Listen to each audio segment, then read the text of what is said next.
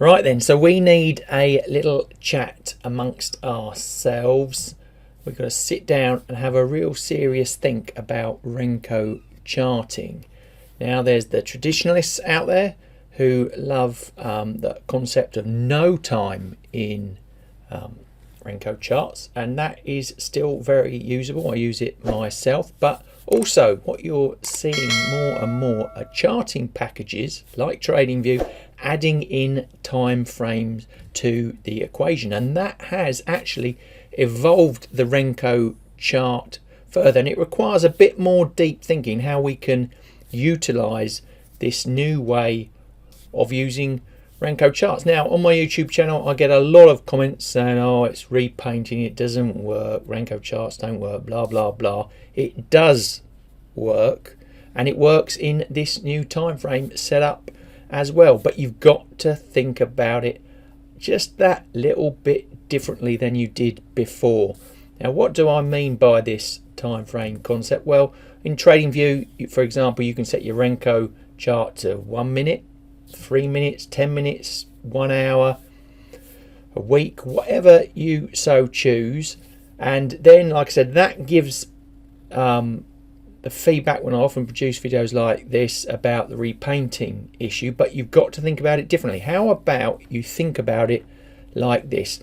Reflect on the candlestick chart, for example, and a lot of strategies around that are only based on the close of a given candlestick chart over a given time frame. I think I'm right in assuming that. Now you wait till that bar candle was closed and then you enter, and if we can then flip that thinking back to the world of Renko, it's exactly the same. So when you see it repainting within that time frame window, it's exactly the same as what it's doing within the candlestick or bar chart. Am I right? Yes, it is. And that is what we need to think about. But to cement this idea even further into our heads, I've put together a cheat sheet. So I've noticed different time frames in the Renko chart correlate quite nicely with different candlestick bar chart time frames, and we're going to put those two together. So say you set your Renko chart to the 45-minute window, what would that reflect in the candlestick world? Now once you start thinking like this, it allows you to manipulate, use the Renko chart, I find, a lot more effectively. So with that sort of background to this video, let's now get into that cheat sheet that shows you the relationship between the Renko chart timeframes and the traditional bar chart candlestick timeframes, how we could marry them together and then take that further into our own strategy with that knowledge. And it also helps you get around the psychological aspect of the repainting of the Renko chart as well. So let's dive straight into it. So here is that cheat sheet. It's very straightforward, and like I said, it's trying to adjust our thinking on how we use the Renko charts in today's modern world. Now let's just run from the top to the bottom to explain my layout here.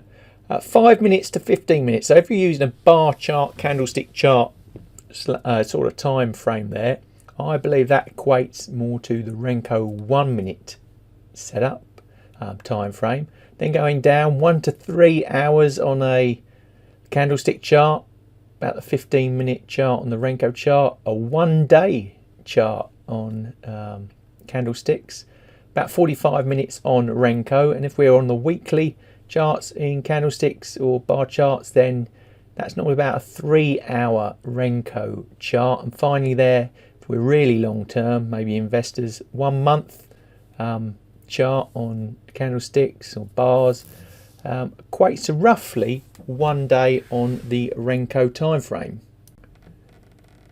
Now this is not a hard and fast rule, and you've got to do your own digging into the calculations as well, but it's a very good guide to start to get us thinking differently. Like I said, getting our heads around that repainting issue, how to create new strategies, how to utilize Renko as a sort of a time frame type chart. Those fabulous blocks that get rid of the noise, we can use them instead of the maybe more messy bar chart and candlestick chart, but adopt a time frame approach on top of that.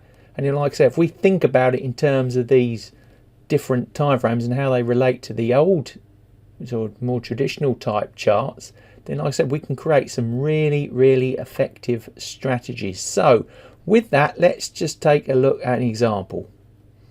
Now I'm making this example really obvious so the concept stands out. On the left hand side we've got the S&P 500 E-mini futures 1-day chart, and on the right hand side we've got a Renko chart set at the 45-minute level on trading view, and the block size, as we can see, and there down at 20. There's the 45-minute setting just there.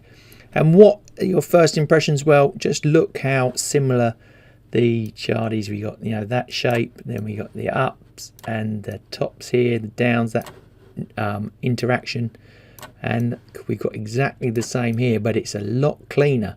The time frame use here has cleaned up that candlestick information to make the trends look a lot more obvious in the Renko chart. We go down to the bottom there, we can see it's the same sort of time frame. We're October.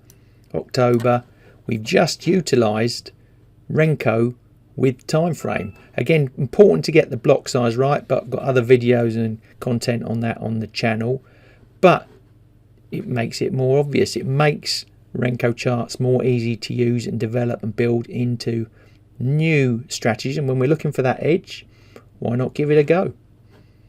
So some new thinking to get our head around for utilization of Renko charts. I can tell you I adopted these approaches and they've created some very good strategies off the back of them. They really work if you start to think about them differently, and we're always searching for that edge in trading. So like I just mentioned, why not give it a go? And if you want to learn more and get more in depth and become an expert of the Renko chart, then I've got a great playlist on the YouTube channel. Work your way from the top to the bottom. By the time you've finished it, you'll be up and running, ready to fire, all systems go in the Renko world. And that video playlist coming up right now.